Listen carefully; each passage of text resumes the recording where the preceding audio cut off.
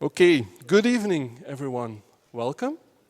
Welcome to the fourth lecture in this series of 𝘵𝘠𝘦 𝘭𝘦𝘤𝘵, which is now this year focused on artful cities.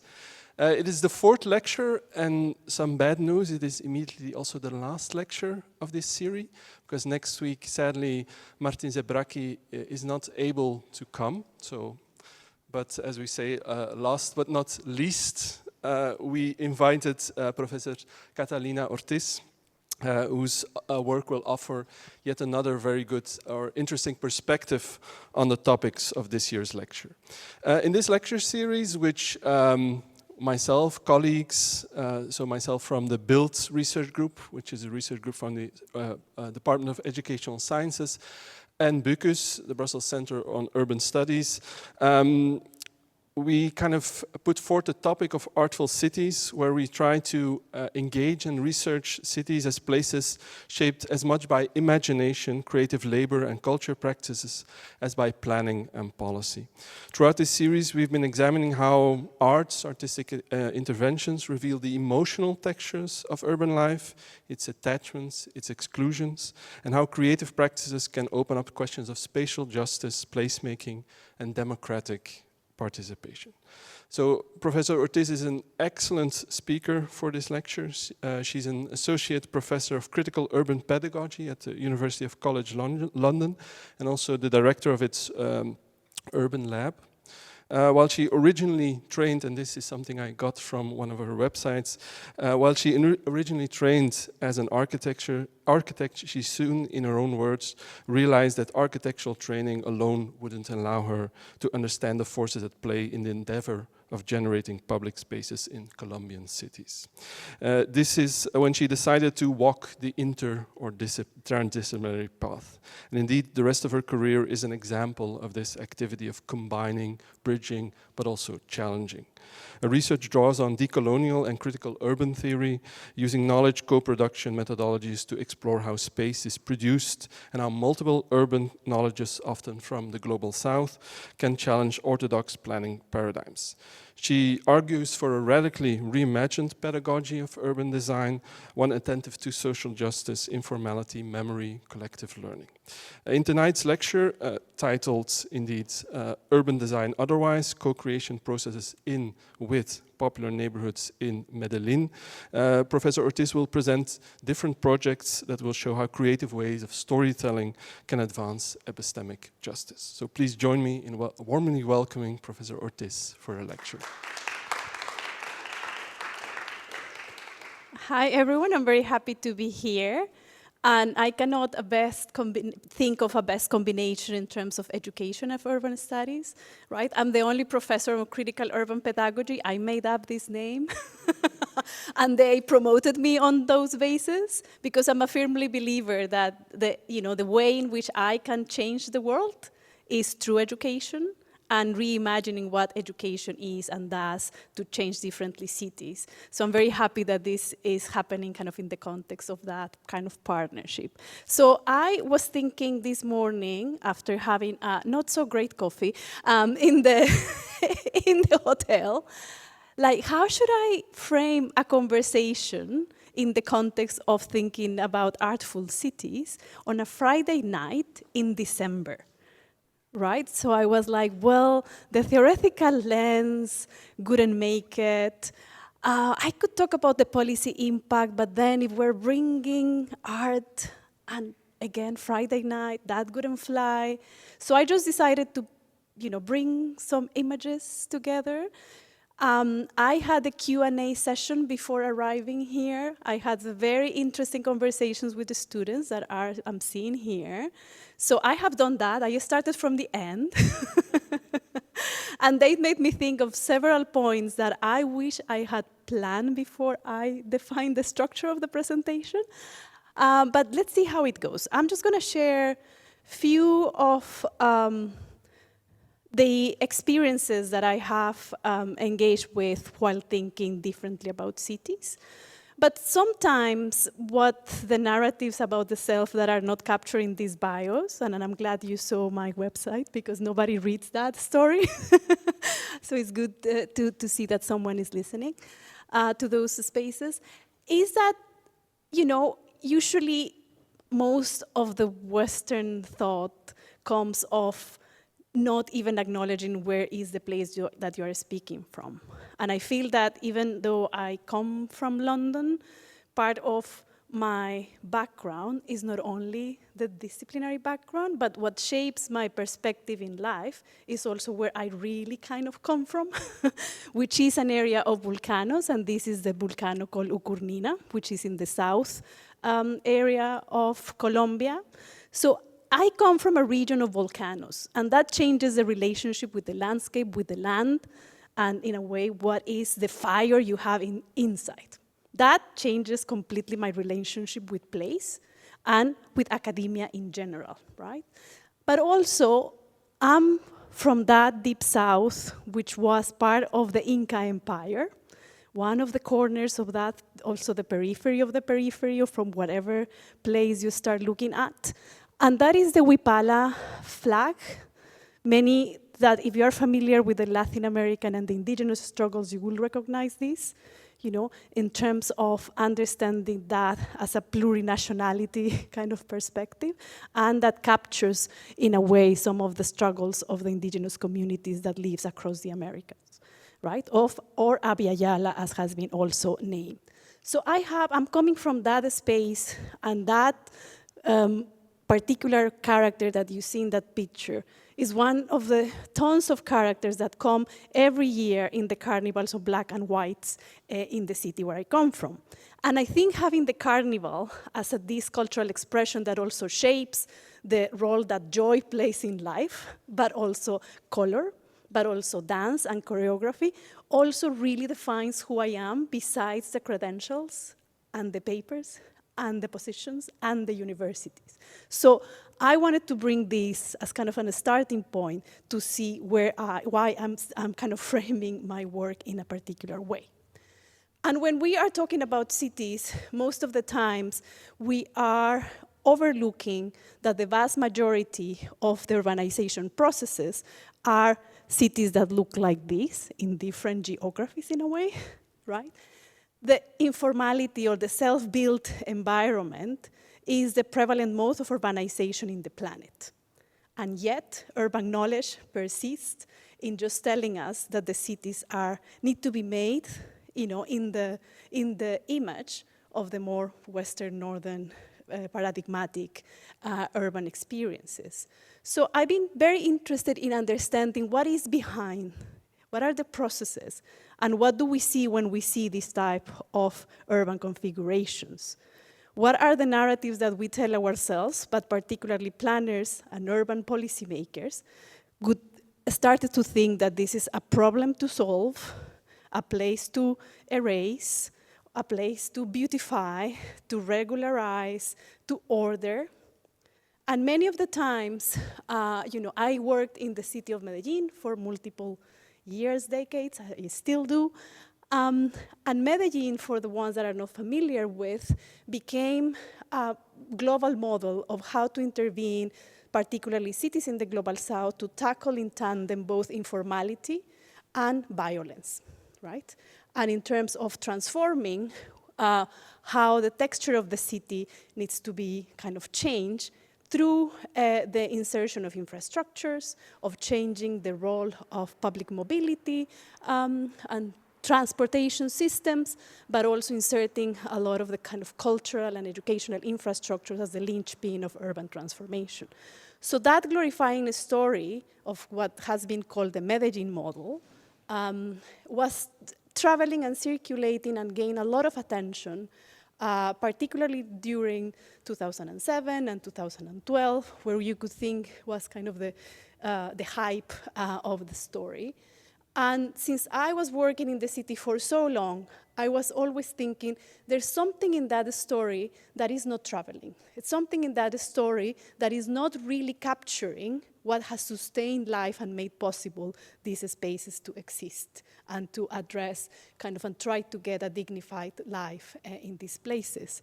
So I started to think, what if we were telling the story of Medellin through the lenses of Gloria, that came in the 70s, displaced because of conflict and had to build the space for her kids, right? What is the story of a city if you see it through the lenses of her experience? And if you consider Gloria one of the most important city makers in that moment in history, right? And also, what is materially the production of the city without the role that women particularly have played in these places, right? Without their labor, without their bodies, there couldn't be a city in this case. But also, I became very interested in understanding what are the communal practices that have sustained and reproduced and made possible community infrastructures. So this kind of socio-material practice is called the convite, in this particular kind of case. That is a gathering of people, usually around the pot, like a makeshift kitchen, that sustain usually the construction of community infrastructure or the construction of housing. But it has been that keeping the pot hot and the soup boiling, what has sustained and made possible the construction of many of these neighborhoods. And this became, again, very important in the pandemic times, where the makeshift kitchens and the community kitchens became the vital infrastructure of care and survival, particularly in that crisis. And you can see here that, this is part of the historical pictures that we were gathering to trying to understand, how the presence of the pot was always playing a central stage in these processes. So I started to think, what if we start thinking of this gathering and this form of collective work as part of what we can consider a critical urban pedagogy? What can we learn of the practices that have sustained this way of building cities? So it's with that in mind that I'm informing kind of the cases and examples that I'm going to be presenting to you. And I decided to structure this presentation in 4 parts. I was trying to think, okay, what this particular set of projects have in common, and trying to think kind of backwards. What could be the stages or the elements that are cross-cutting in these different examples or iterations of different projects that I have worked with? So I will start with shaping the common purpose. And I'm very in love with the pot. And I know that there's a presentation, an exhibition around these systems of care that is happening somewhere. So I was really happy to see that I can go there and make it and see it tomorrow. And I think this idea of shaping common purpose is absolutely essential when thinking about co-creation, right? And I think the methodological strategy that I have used to create this shared common purpose is the generation of what we have called learning alliances, right? When I'm talking about learning alliances, I'm talking about a partnership with different organizations that share a common interest of learning about something that is relevant for them. This could be episodic, or this could be a more long-term set of relationships. For me, cultivating relationships is absolutely essential for co-creation, even though not all the relationships pass the test of time, and some relationships kind of remain on time. And I think this project we started this before the pandemic, that its name comes from particularly the process of getting together to do some collective work. And I started kind of thinking on the idea of how can we use and understand storytelling as a key vehicle for learning about city-making practices, particularly about understanding how the Medellin model was enacted, and what were the stories that were not told, and therefore what needed to be also encompassing in terms of understanding, like a remarkable process of urban transformation. And if you see the logos there, you can imagine how many conversations you need to have to bring together a whole set of different organizations that sit in a very asymmetrical system of power, right? from multilateral organizations to very local embedded community level organizations. And we did this with the intention and that thinking and reimagining neighborhood upgrading was something that all these actors were interested around. I interviewed each and one of kind of the leads of these organizations, trying to understand who and why they would be able to partner with us, and trying to understand what do they have in common. And I think one thing that came across when talking to all of them was that they wanted to share, to change the narrative around neighborhood upgrading in terms of their scope and in terms of what are the possibilities for the different city makers to make it happen. And we came together with this idea of thinking of what are the ingredients that make neighborhood upgrading happen, and usually how much gets effort in focusing in one aspect of it and forgets kind of the whole set of ingredients that are needed for that. So we share the common purpose of defining and rethinking and expanding and changing the narrative about what neighborhood upgrading is, could be, and could become. And with that in mind, then, we started and set up this Learning Alliance.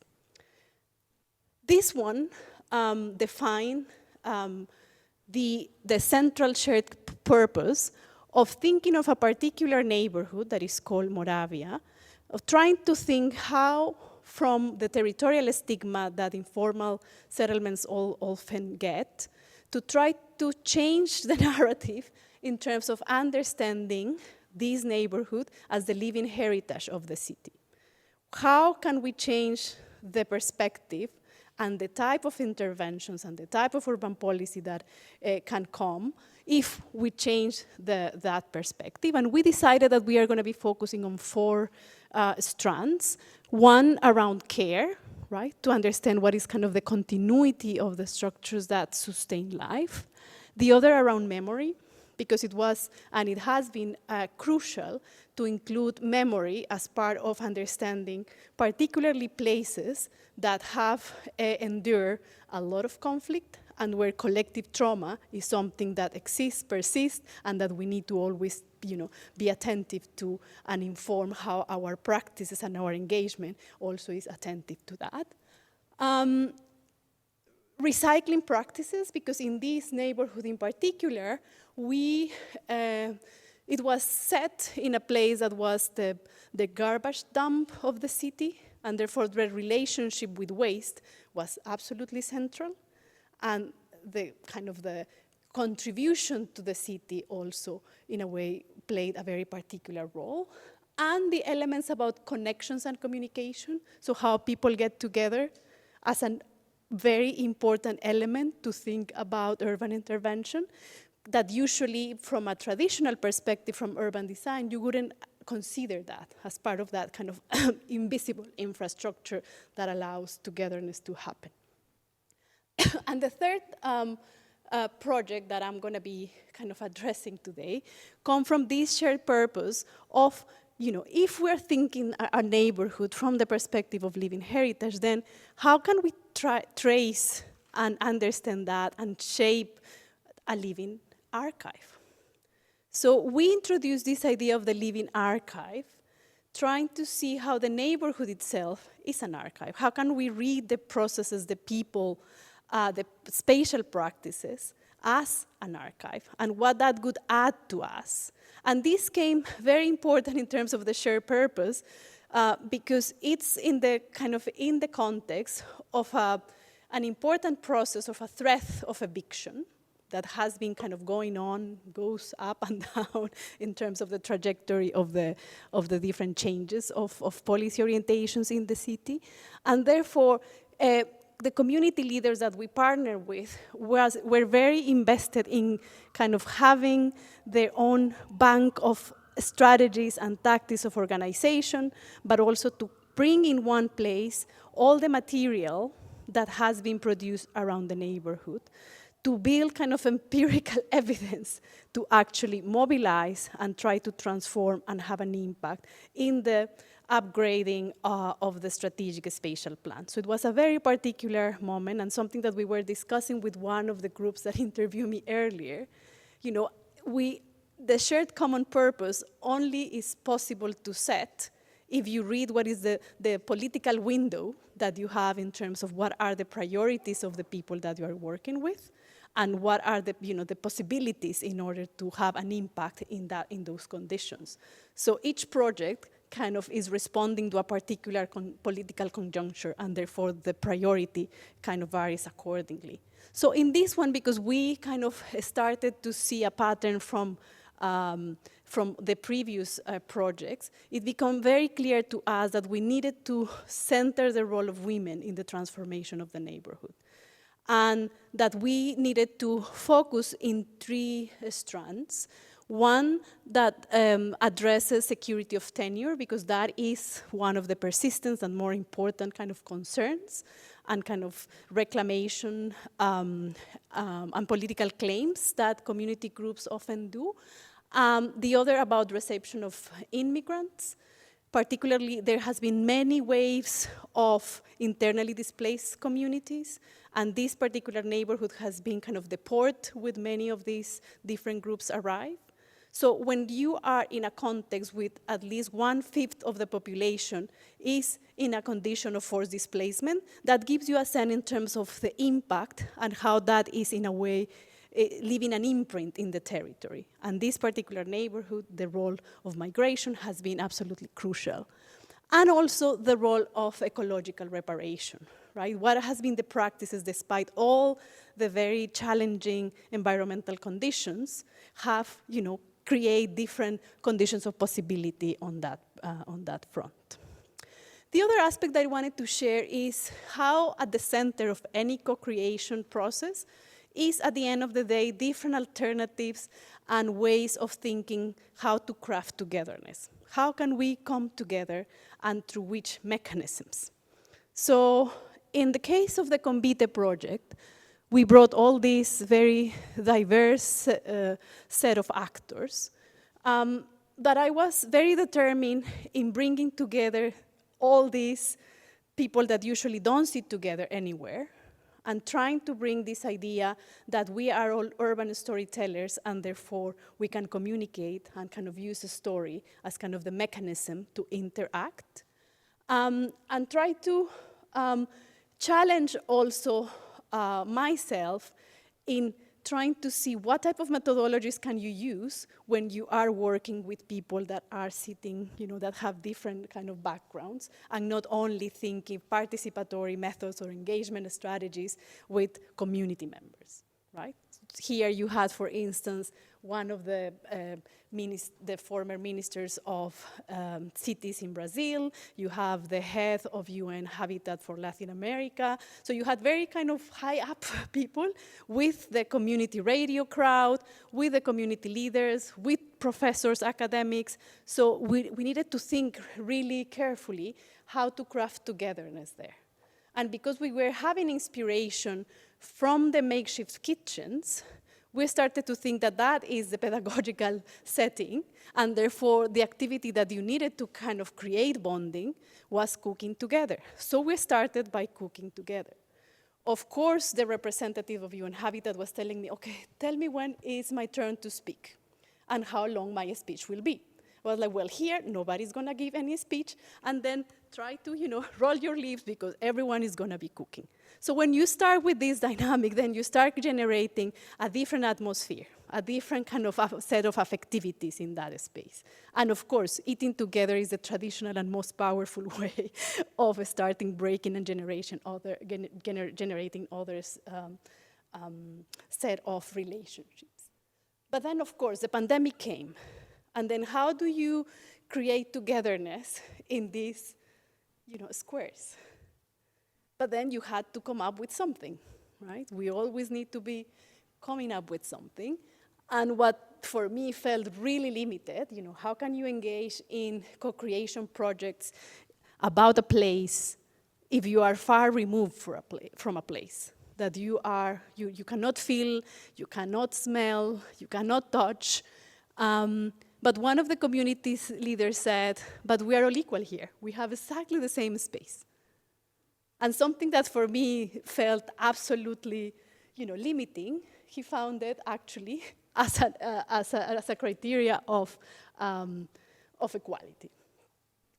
And then the groups started to work, and they created this beautiful drawing where they were thinking, okay, maybe we are also generating togetherness and some sense of, having a collective purpose.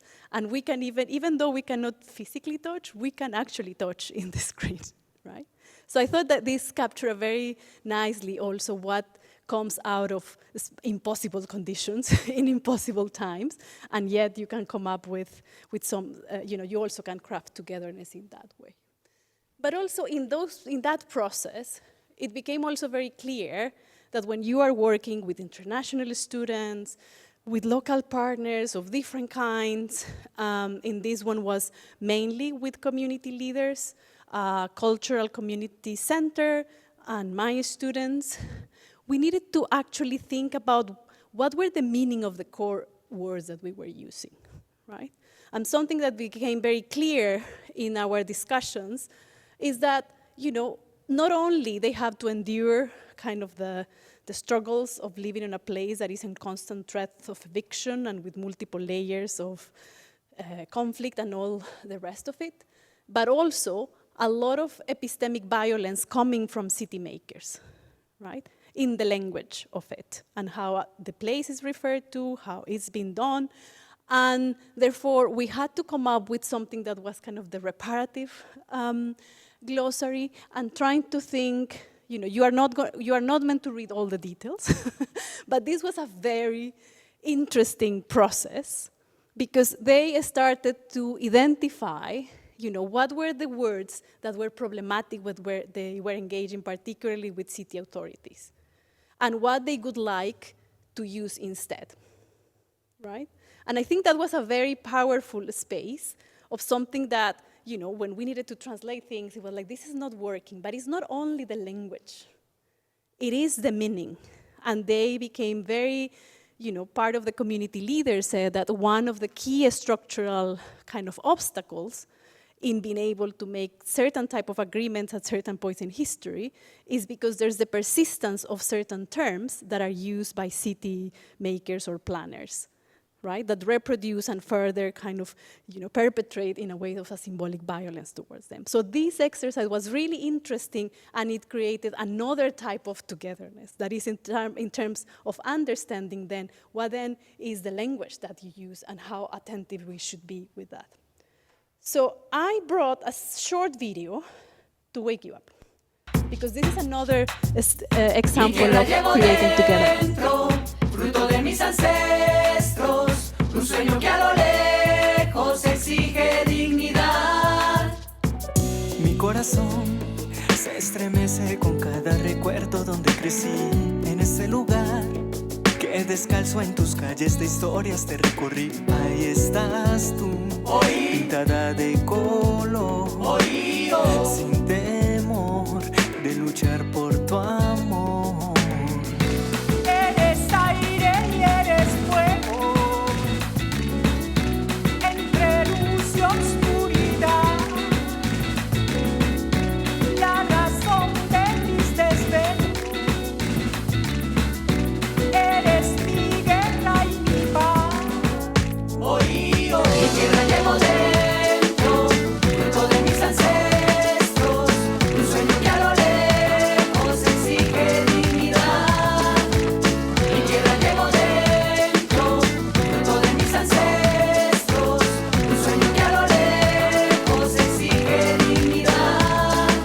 No quiero despertar un día con un vacío profundo, extrañando a los míos y habitando un nuevo mundo, arrastrando el baúl de los recuerdos vividos, que el desarrollo no arrolle con todo lo que he construido. Un pueblo que no se vence, resistiendo a cada paso, con un sueño latente que revive en cada ocaso. Y me pregunto si tú, sentado en tu sillón, acaso comprende las historias que hoy quieres borrar con trazos. Y yo te vengo a cantar para agradecer la vida, endulzala un poco más.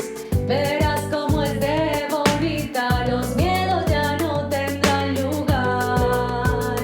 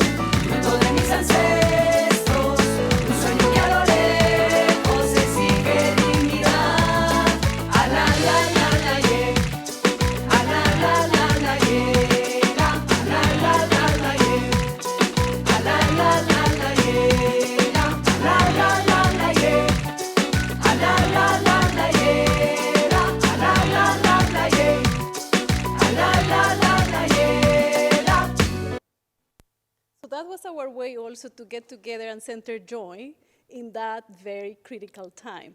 So they wrote a song, they did the whole sound, and everyone contributed, even me, with my non-singing capacities to this as part of the process, right? And I think that was a very interesting,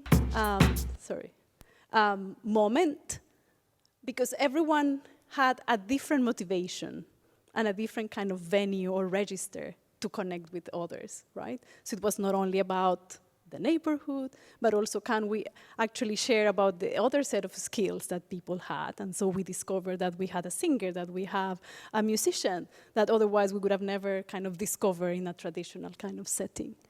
But also we came up with, learning from all the mobile microarchitectures that are so essential for city making and city life in many cities of the global majority. And we designed with some other colleagues that we partner these little devices to actually bring part of the project to the streets and use these as a pop-up, as a kind of one of the infrastructures that partners can have to facilitate whatever process they want. So basically we learn from the artifacts that are mobile, and we did our own version for the project to one, kind of spread the word about what we did, but also to use it as part of an engagement kind of mechanism. And in this case, like you see the smiles, we also were thinking about, of course, we always walk. Walking is so essential for engaging with the city. But part of the challenges we said to our partners is, how can you explain the topic or the thematic and the problematic that we want to address through walking? So these, 3 maps that is kind of connected to each one of the areas of interest in this project, which seems like a very simple task, took months to agree. So all the community partners trying to define, if we want to talk about ecological reparation, what are we gonna show? Where are we gonna stop? Who are we gonna talk to? So walking became one of the very strategic strategies to define and to curate the experience of a place for a group that was not, let's say, acquainted with the place. And also crafting very carefully what are the key spaces that through the lenses of, in this case, of the Living Heritage Project, were essential. And this particular spot that is called el Parque de las Canillas was one of the key spaces where historically women gathered, because was one of the water kind of taps that had in the neighborhood. And therefore this became a space that has been up to now protected and hasn't been built up in a space that is very contested, and that with the urbanization process and the new waves of migration has been very threatened at the same time. So walking, of course, is so, mundane for urbanists, and like there's books and books about walking and walking and walking, but it gives you a complete different sense, and also to get, lost in the richness of urban life and forget that, you are studying in a way. And part of that engagement also came for us very clearly that if you are engaging particularly with women in this case, you need to deal with the trauma that they have experienced, but from a very different angle, and try to see and discover the space through the lenses of emotions. So we had kind of the fortune to have a mosaic, like was the map of the neighborhood, which is a great pedagogical device, right? Like there's nothing better for an urbanist than find a map that is also a public space that can have us all. So that was the perfect thing. So like, no matter what, we are gonna be using that space in a very critical space that is highly valued by communities, particularly in a place where having public space is a bit of a luxury. So these places are highly valued. So we spend a lot of hours with our partners trying to identify even the methodology. So in this case, we were more interested in understanding how to address emotions and how to read the space through emotions, and even how to understand what are the emotions that are critical for our community partners, and what are the color codes that we need to use. We have a long discussion about what type of purple would represent care, right? Purple is care, green is hope, red is pain, gray is sadness, and yellow is happiness. And it was super interesting to try to come up first with that. And we engaged with many of the kind of either passersby of the part of the people that were friends of our community partners, trying to see how would it then change and change our understanding of the neighborhood if we were using or seeing it through the lenses of emotions. So it helped us to understand and to reveal things that otherwise you wouldn't see. But also for everyone to identify patterns that perhaps you wouldn't see being revealed if you wouldn't use kind of a standardized color coding approach in this case. And that helped us to go a bit more personal and get into body territory mapping, which is a very important methodological approach that, for the ones that are interested in environmental justice, is a very well-known and very well-used methodology in Latin America. So check it out if you're interested in that. And this helped us to think of, come up with this question. That it took us, again, like a lot of discussions and trial and errors. Where do I locate in my body the emotions that the neighborhood evokes to me? And through those lenses, try to connect how space is reflected in the body, but also what are the things that are left unsaid and the things that the storytelling in the traditional sense would not really capture or address. So this was a very interesting kind of part of the engagement that helped us to see what is not being translatable into words. And I didn't include the images about the healing process and the indigenous people that came to help us to deal with that kind of a spiritual element, because, I already had too many pictures. And in doing that process, we kind of wanted also to make a homage to the different generations of women that have remained in the neighborhood. And this is one example and also the participants in the exercise of body mapping. Just to have a collective kind of grateful moment and offering the images of part of the process and thanking them for their participation, but also the contribution to the project. And then I think the opening alternative narratives is, I wanted to bring here a collection, and I don't know how am I doing with time, maybe I'm very bad now. But trying to think of what are the visual stories that also we can capture if we use different, like visual methods in a way. And here with community leaders from different neighborhoods that are like in different stages of consolidation, we were able to actually see what were the stories that were not captured when you tell the story of the transformation of Medellin, but also the centrality of, of the experience when people has been forcibly displaced, and what is the relationship that they establish when they kind of arrive to the city. And how, if you are thinking in terms of neighborhood upgrading, and if you don't center that, then you are missing an essential part of how like the intervention strategy needs to be understood. But also again, the pot becomes also like the symbol of dialogues, but also how can, like is the place of getting together, and they have community estate with these hands that kind of touch but not, which I thought it was very interesting how they depicted. And this is a pictogram, or like an urban pictogram. So we came, again, with these keywords that urbanists always use, and we brought them to the table and we said, okay, what do you understand by this word? Can you make a drawing in terms of how you see it, right?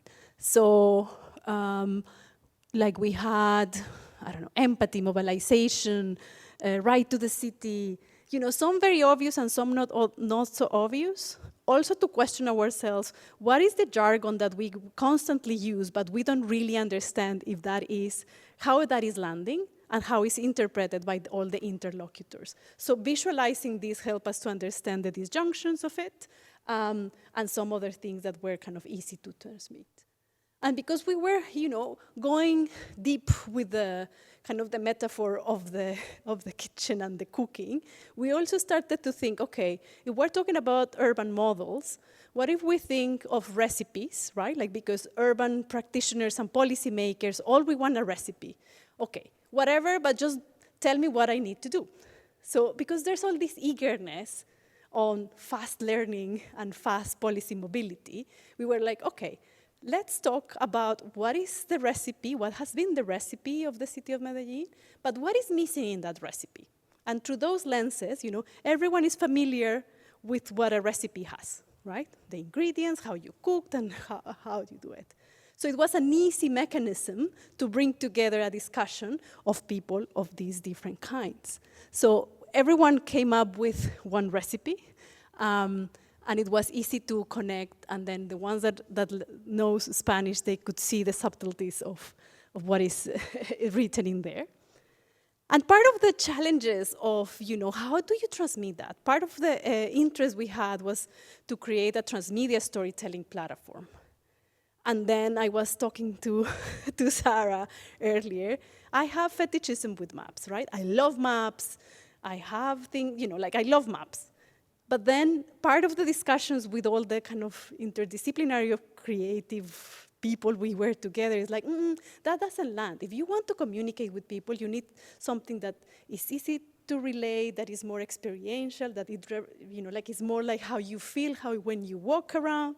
So we did this immersive thing, and we, you don't know how many hours and how many discussions we had to come up with this as kind of understanding that is a particular place, but it's not quite a particular place. So we kind of brought different visual references of different neighborhoods and kind of to assemble, like this version of a Medellin that exists, but it doesn't at the same time. And then, I'm not going into details, but each one of the characters you see, you could click on it, and then you could have a story about neighborhood upgrading, and then this story would open, right? Like Mama Chila would tell the story about who cares of the carer, and what is the role of care in all of this, which was never mentioned in any of the Medellin model, of course. But now care is hype, right? It's everywhere. So watch out for the things. If it's too good, then be suspicious. And in the Living Archive project, we also wanted to, what are the images? Many of the images we had of the place was like, no, we cannot use pictures. We need to be thinking in a different, representation of the place that capture and highlights and amplify those stories of the people and the initiatives that we're working with. So here is a bit of the imagination of real places, some fictional characters that we're also trying to depict and illustrate kind of the themes that we were working with. And this is just an example of also trying to, also from a pedagogical point of view, right? How can you relate places with people's stories? And how can you start thinking, what can you discover of a place, on how much your perspective of a place can change if you see it through the stories of the people that inhabit them, right? So this is like pedagogy 101 that I take my students to do. And of course, the case, the role of care became very, central in this case, and we were trying to think, through the lenses of the women that we were working with, the leaders, how can we use that as an entry point to understand spatially where are the territorial circuits of care? What are the activities? Where these practices land? What are the shapes and typologies, if you will, of practices occur? And how then we can think of a territorial strategy that actually draws from these practices rather than just invisibilizing, right? So if you take a traditional land use map, perhaps you cannot see this. because this is either too micro or it doesn't really qualify as residential, as commercial, right? So that helped us to kind of try to think differently about that and trying to identify then what are the key spaces that community value, that community kind of help mobilize, and kind of identify the spaces that were kind of strategic from the perspective of the women.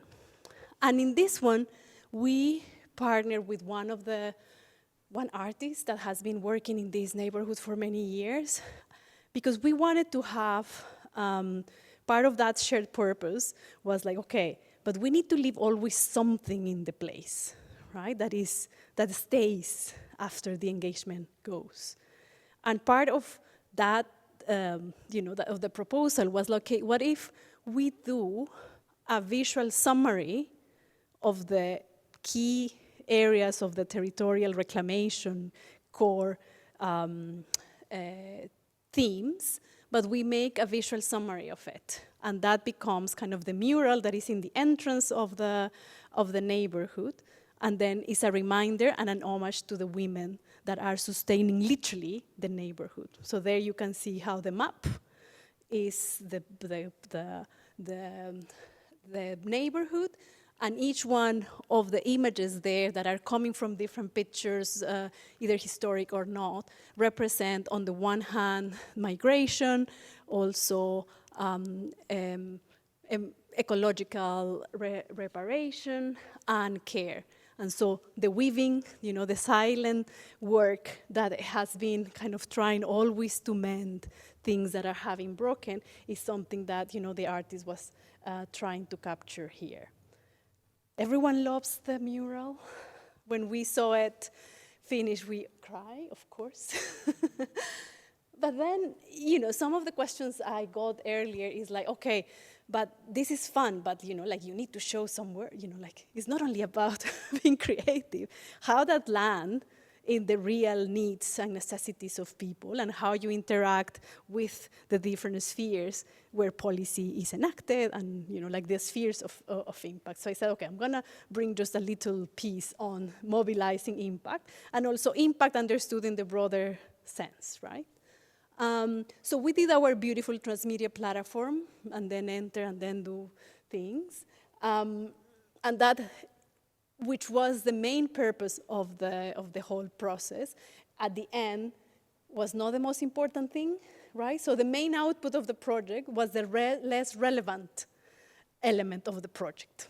And instead, I think what was more impactful was actually writing up the behind the scenes of the whole process. So we ended up doing this toolkit of how to use storytelling for urban learning, and in a very much recipe-like, you bring these, you have this amount of people, these are the recipes, right? So we kind of keep going with the metaphor, and we discover, that there's like an untapped potential of working with community radios that oftentimes we kind of really don't have in the radar, but for this type of work, and the impact that they have, was a very important and interesting ally, and also depicting the role of like a very important women, Mama Chila, in the neighborhood, and kind of all the formats that we use for depicting that.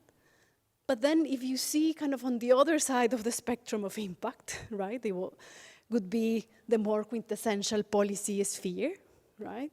So after we kind of did this project and we mobilized, the Learning Alliance we had, the pandemic happened, and then I started emailing everyone, like, so now what, right? We did all this beautiful work. Is there anything we can do now?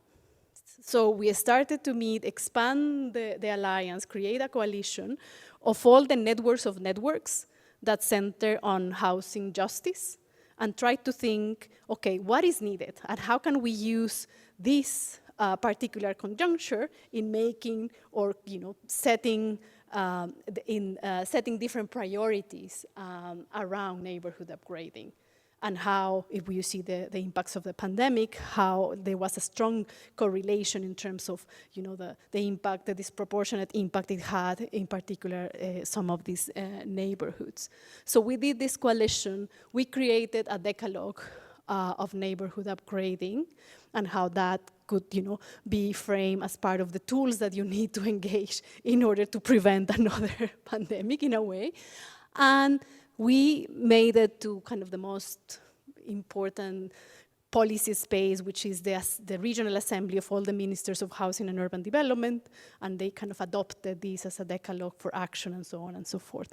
So we did also our policy work. We couldn't invite them all to the kitchen, right? But also, I've been thinking on how we frame this, but it's also this distributed public engagement and how we use all these different tools, such as the wikis, the traditional social media, but also this partnership with the community radio, La Cuarta Estación, and how that allows us to create podcasts and kind of circulate the information in a different format, in like very short, digestible, dialogue-based approach, and kind of getting together and try to tap into the urban journalism that is a niche that you need to really look for it. And so we try to kind of engage with them and trying to partner around that. But then there's the other type of thing, right? Like the physical impact. So part of the main stubbornness of one of our main community leaders was like, if you do this project of the Living Archive, definitely you need to go to the Parquecito, and that's the picture of the place that was, like the water point. And you need to help to clean it up, do planting, and partner with La Jefa, which is in blue there. La Jefa is like the boss, is one of the graffiti artists from the neighborhood. And so she helped us and collaborate with us to do this little mural to commemorate that as a space of gathering of women. And more intangible, but I think more meaningful, is that one of the aftermath of the project of the Living Archive is that it was generated like the board of neighborhood upgrading. So they gather every month, like people from different sectors of the neighborhood, and they did a graduation like a couple of months ago.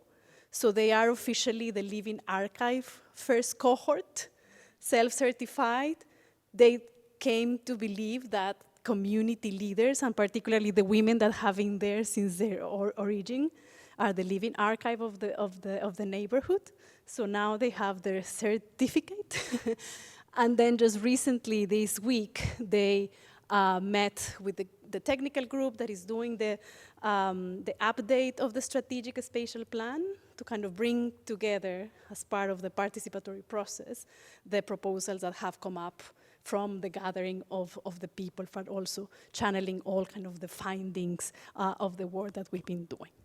So with that, and to conclude, I wanted to go back to the title of the talk.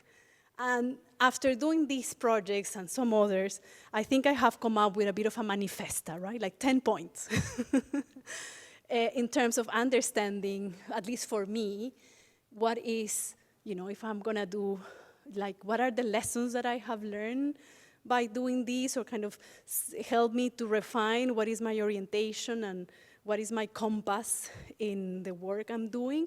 So I'm thinking that if you want to work for an urban design otherwise, you need to first unlearn the Eurocentric canons on the production of a space and its embedded white supremacy. 2, aim at achieving a spatial justice in tandem with epistemic and racial justice. That needs to be politically relevant, committed to establishing equitable spatial planning systems that promotes pluriversal spatial imaginations, emphasizes a sensing thinking, ethic of care and empathy in the learning process, connects multiscalar and transscalar perspectives of the body/territory, promotes in and transdisciplinary approaches, and supports counter-hegemonic territorial practices. And in these bleak political times, I think you need to reiterate and be very explicit all the things that you are against. So this is just a starting list of all the things that I'm anti, right? And I could add some others, but because we're recording, maybe I cannot say that. but you will understand. And then explores diverse and creative methodologies to unveil relational ontologies, and assumes strategies of co-production of territorial knowledge with affection, joy, and beauty. And if it doesn't have these three ingredients, I'm not interested in doing it. Thank you.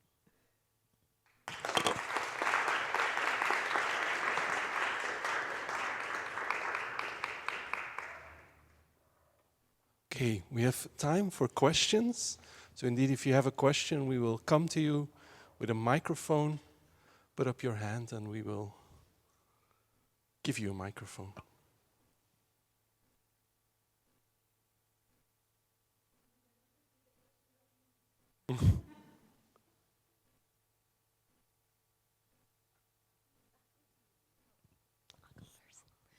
Thank you so much for this presentation. I personally connect because I come from Cuba, so close. And I'm currently writing about a project there. And we like as well placemaking. And I'm struggling a bit because, well, I came back in October to Cuba, and a lot of the projects I participated in, they're not there anymore, or at least in the way we envision it or imagine. And my question is, if while doing this project, you were encountering also these testimonies of maybe good things that happen in the neighborhood, but they have been destroyed or not sustainable. And a lot of, like, also with the impression of, like, they love it, and they love it a lot, but it was so much, but it couldn't sustain. So, you know, this paradox between, because sometimes it's not about not caring, and it could be because of the excess or not regulation of that. What I'm, right now, it's a playground, and the playground, like the same use of the kids and all that, it's not there in, with swings and that idea. But the question is if you have encountered this and how have you managed this testing? So I worked 4 years in Cuba, in Havana. Yeah, it's in Mariana or Los Positos. I don't know if yes. So I have to disclose my love for Havana and my frustrations at the same time. Exactly. It's so I totally get where you are. But in this kind of, in the story of Medellin, because I have multiple stories, this is my more long-term love story with Medellin. Absolutely. You know, part of thinking about the archive was precisely to think about what are the things that are no longer here, that we should kind of revisit and learn and not let, you know, like forgetfulness to take over. So one particular kind of absolutely pivotal moment and practice in the case of Moravia was something that was called the bonos de ayuda mutua, like the self-help bonuses, where people would offer labor to improve, you know, the space or build something, and they had this registration, and I have the picture, I should have put it there, where you could say how many hours you contribute for the collective, and then on that basis, you would give something in return or part of understanding that as part of the legalization process later, right? So it was a way of accounting the communal labor and being that considered as part of kind of the benefits from the, you know, on the policy side of legalization. So, you know, I'm maybe not explaining very clearly, but that practice was highly, you know, regarded by people, because it was a way to account for the labor that is usually not account. That completely disappeared. And now they are going back to that. They found kind of the images and kind of the original formats, and they are claiming that that practice should come back to do kind of the new wave of improvement of some of the areas, particularly that are more risk-prone, right? So this is an example of a practice that happened that was in a way forgotten, that through the process of creating kind of the living archive, they were like, we have done that. How can we learn from that is no longer here? So that is one way, but also many of the things that are worth fighting for disappear. So for instance, how do Moravia was one of the first neighborhoods that managed to do peace agreements on a micro level. And people that are coming from areas where violence is there, understanding what it takes to make a peace agreement in the micro territory is huge. And that is something that is completely lost in history. So part of the living archive help also groups to identify what are the things that were there that even if they are no longer there, are useful to imagine that it's possible to do things because this has happened. So in the case of your playground, maybe it's a very material one, and it will come the day where the situation gets better.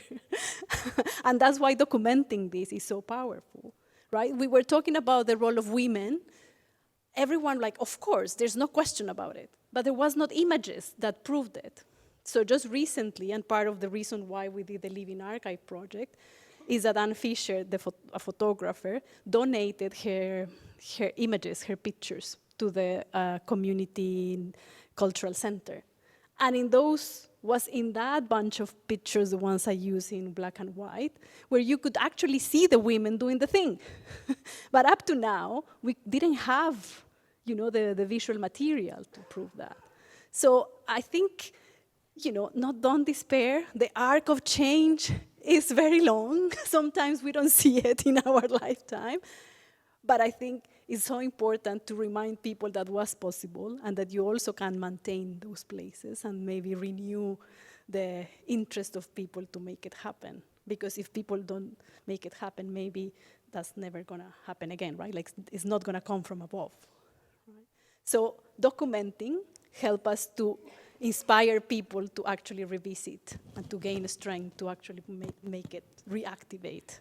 I don't know if that answered the question. Yeah, thank you. It's a totally yeah. Thank you. Thanks for a very inspiring talk with all these tactics and pedagogical approaches. It's really a wealth of information. Very classical question, maybe a question that you get often. How do you, as a scholar from Latin America, look at European urbanity as facing similar or different strategies or difficulties, and how do you evaluate, the potential for the tactics that you discuss? Can you just apply it here, or are there different kind of struggles? I'm asking because I don't know, when I look at European urbanity, I see more of atomization, but that's maybe my own projection, looking at neighborhoods in Latin America where there's more sense of community still. I don't know. Is the kind of groundwork not even more difficult here in European cities? I don't know. How do you reflect on that? Yeah, I think we discussed this with one of the groups, so it's going to help me to answer this question, so thank you guys. But I think two things. I've been, even though I'm, let's say, consider myself a Latin American scholar, I work in London, right? So I'm like, okay, you have just to accept the fact that you need to deal with this multiplicity of places. And currently, I've been working with the Latin American diaspora in London. So in my free time, that is not existent, I'm the chair of the World's Corner Market. So I work with the infrastructures that migrants use in London, and I'm trying to draw on my experience to actually bring together the people, like the Latin American diaspora in London. But when I think someone reminded me of the project in Sheffield, which was a very different game. Of course, everything is contextual, right? And maybe the pot wouldn't have the same resonance in some other places. However, if I think in the Sheffield Otherwise project, always food brings people joy and memory. So food is a no-brainer, applies everywhere, of course with its different cultural sensitivities. But food and joy, and what are the sources of joy, is a no, it never fails, right? So if we bring salsa nights in the market in London, it's a guaranteed success. If you play Bad Bunny, everyone is gonna move, right? There's no question, right? And he's going to London in our borough, so we're expecting him to donate to our cause. So in this project we did in Sheffield, we discovered that if you mobilize around joy, either through electronic music and food, in the case with the Caribbean diaspora, it was through food as well. Food and music always brings people together and applies everywhere, regardless, with different, with the contextual specificities. So you can draw still from those practices, but of course, in the case of Medellin, for instance, if you are being exposed to several threats, like having a common enemy always unites people. But if your life is not threatened, then it's harder to get together, right? So, of course, there's contextual sensibilities that are different, and who's in some places, literally your life is on the line, and maybe in some others that is not, you don't experience the same sense of urgency that in other places are just something that is inevitable in a way, right? So the sense of urgency, I think it differs, right? I don't feel the same sense of urgency in some context in the UK context. However, when there's an eviction notice, everyone moves, right? And the partners we had there, they had, in a way, a threat of eviction of the premises that they were working with, right? So that is a perfect moment to have these kind of interventions, because it then brings people together that, let's say, in normal circumstances, when everything is going well, nobody really bothers to get together, right? Oftentimes, particularly you get together when there is a threat to your existence, or it's like putting you out of your comfort zone. If you're in the comfort zone, it's harder to mobilize or to get together. At least that is what I have seen in my experience. I don't know if that answers your question.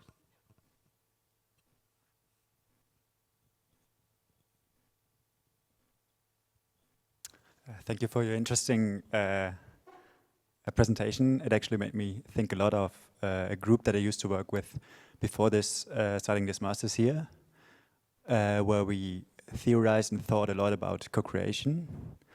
And something we were convinced is that in bringing people together and finding a common ground, there's often a moment of crisis involved that's actually necessary to tackle and go through. People need to put something on the table and show some vulnerability. You're nodding, so my question would be, is that also an element that you experience in your work, in the examples that you showed us from Medellin? Can you tell us a little bit about the critical crisis? Like multiple, right, of different in different fronts. Like I can have 3-hour presentation of the critical moments. So when we were during the pandemic, what I didn't mention is that at the same time, I had the project in Havana, the one in Medellin, and another in Yangon in Myanmar. So we had pandemic, we had the coup d'etat in Myanmar, and we had the national strike in Colombia. So that was a moment in my career where I said, what are we talking about doing research or do anything, right? So it's like an existential crisis and all the ethical impossibilities to work in the context that I have chosen, because I think I'm masochist, I guess, because so in a way it could be paralyzing. So for instance, in that moment, when we were doing the Living Heritage project, we said, right, the location of this neighborhood is next to one of the public universities, where a lot of the mobilization for the national strike was happening. So the neighborhood became the place where people were kind of hiding or running away from the police. And because there's a complicated layers of armed groups of different kinds that I'm not gonna go into there, you know, there were literally bullets at night.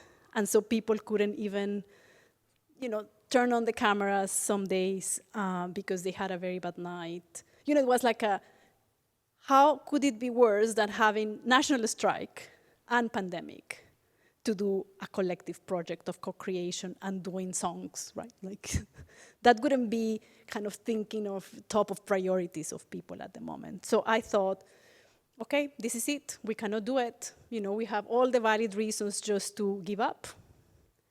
And so I said to the partners, okay, I acknowledge the situation. You are completely, you know, fine. We're gonna be fine if we just don't do this and don't keep working. And they completely say, there's no way we're gonna stop doing this work. We have prepared so much for doing this, and this keep us together. This make us stronger because we are thinking and seeing what can, you know, what this place also can become, right? So because they were connected through this project, they were able to face the very physical threats that they were experiencing on the ground, right? But it was very revealing to me that in a context where you would say, you know, that's it, they were absolutely determined to keep the co-creation process going because it was vital for their own sanity in a way. So that is like a particular extreme case. We're testing, you know, like those limits. I don't know if that answers your question.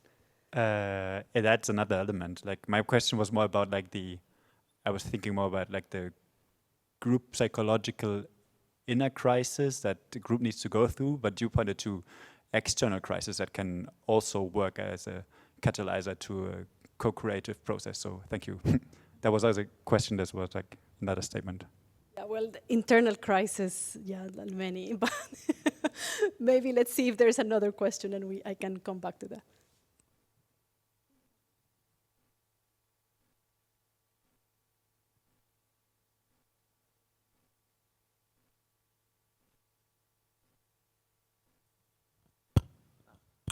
Hello, thank you for your presentation. We were talking about joy a lot this morning, and I think it came across so much in your slides. I liked all of the pictures so much. Specifically, I was thinking at like point 8 and 10 here in your manifesta, because I think it's what you said it's true. It's important to articulate we are against, unfortunately. But I think also sometimes we find it hard to then articulate where we are for. Like it's easier, and it's for obvious reasons to kind of like pinpoint what it's against, because of the pressures that are coming, but then it's like, okay, how do we move forward from that? And I like that you talk about joy and beauty and affection so much. And I'm also thinking of like imagination. And I was thinking also about the point of like the archive, like how do we deal with like these colonial, institutional like archives in a way like we have what is there, and that's kind of like for multiple of reasons, but how can we deal with that, and what's the role of imagination? And yeah. I don't know where the question, but there's something there. I think, you know, I think it's not very straightforward question, but I think it's all about, you know, fostering or kind of galvanizing opportunities for the imagination to happen, right? You know, and all those images that I show, it was like, yes, this. You know, what are the, you know, like the symbolic representations, the material representations of a place, but how can we make a very different reading of a place that oftentimes is just kind of depicted in certain ways? So for me, it's all about imagination, right? That is kind of the power we have to unlock the potentials, but also to mobilize politically, right? Because if we cannot think that a better world is possible, that a dignified is a must, then we are never going to fight for it. So it's all about imagination, and in this present moment, there's a crisis of imagination, right?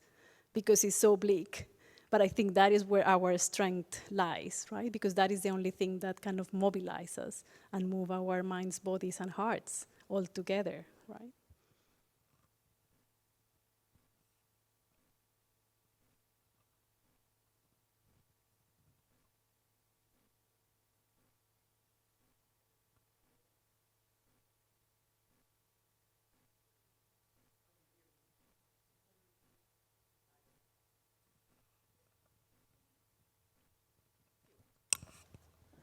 Thank you very much, Catalina. So this moves a lot, personally speaking, because I come from Medellin. So yeah, it's going back hometown and to show the reality of Medellin beyond this miracle of urbanism in such a sensitive way is really important as well to trigger it, to contest it as well, and to bring it with such a care and a gender perspective. It's really beautiful to see it. I have really practical questions for you. The first one, you know the co-creation processes, you need a lot of time and effort. And you spoke that starting in 2020, well, the pandemic, but still talking about last week, that means a 5-year span. So is there a reflection of how long can we speak about when we talk about co-creation, all the efforts behind, how you still keep in contact? We talk about impact, but impact beyond KPIs, how to evaluate really, like, how to go beyond territory. That would be the first question. And the second, I had the opportunity to work in the public sector in Medellin before coming to Brussels, so that was before 2020. And I saw that the mayor, like Alcaldía de Medellin, was involved in the project. So I'm really interested as well to know how was affected, how the public sector took the results of the project. Because I know that you developed the decalogue of practices, that's more for Latin America and the Caribbean, but in the local context, how was it approached? Is it how to think more structural change for a territory as Moravia? So you can tell us more about it. There are many questions.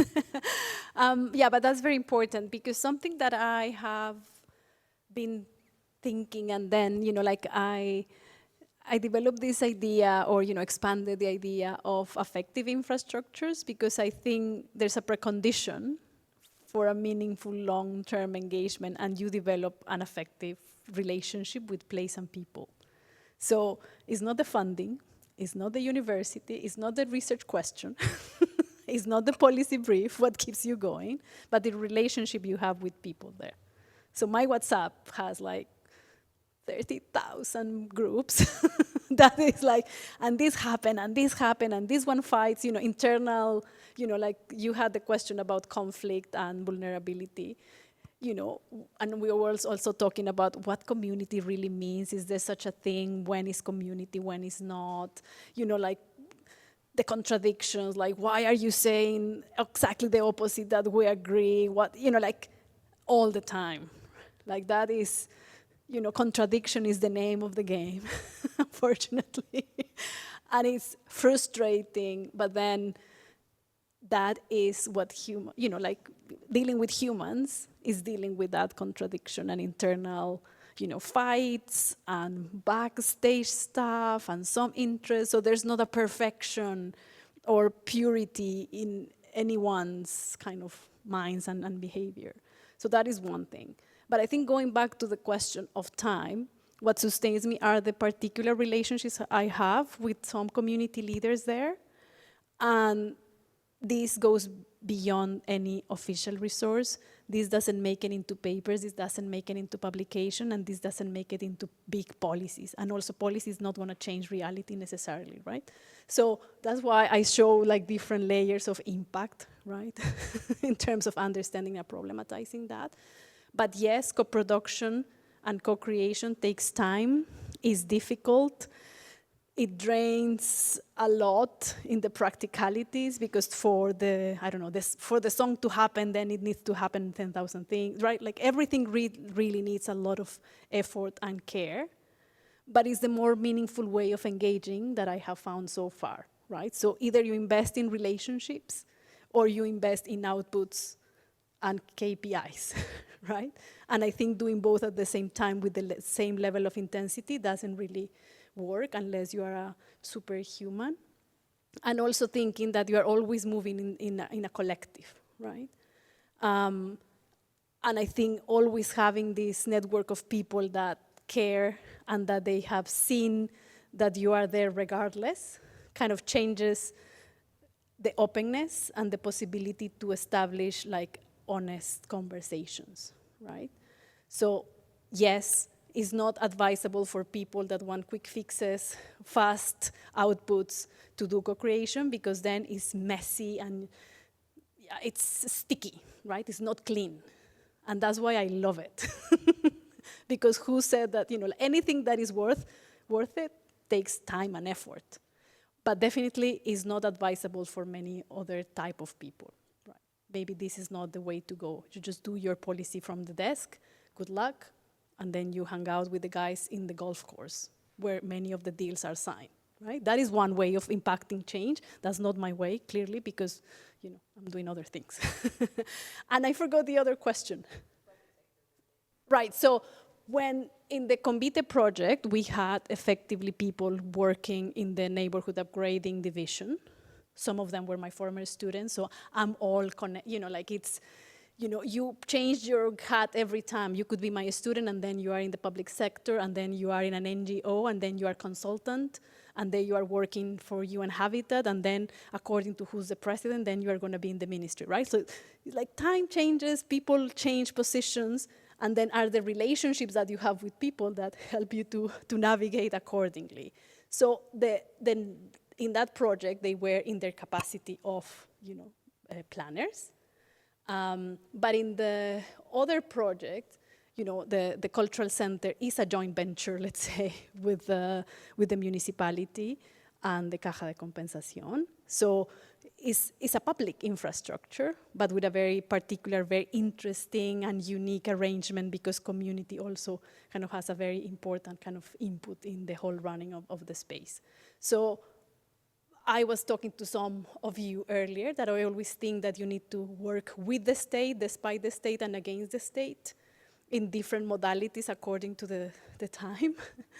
And that has been a bit my relationship with Medellin. Like the last administrations has been pretty terrible, so I don't want to have anything to do with them. And you act accordingly. In others, you have had some moments where you can have a little bit of impact. Now, sometimes, right? So I'm always trying to think about where is that window of political opportunity and take it from there.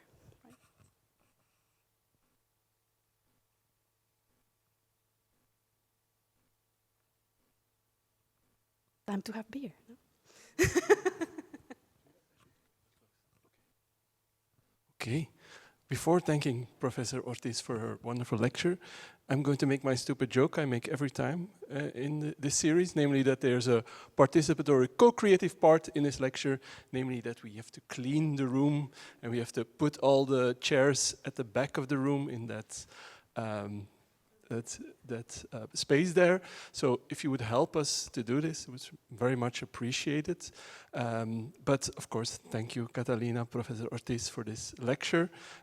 This has been the last one in the series, so I want to also thank the people here for your attention, for your questions, for your listening. Enjoy your evening, and maybe we'll see each other again next time.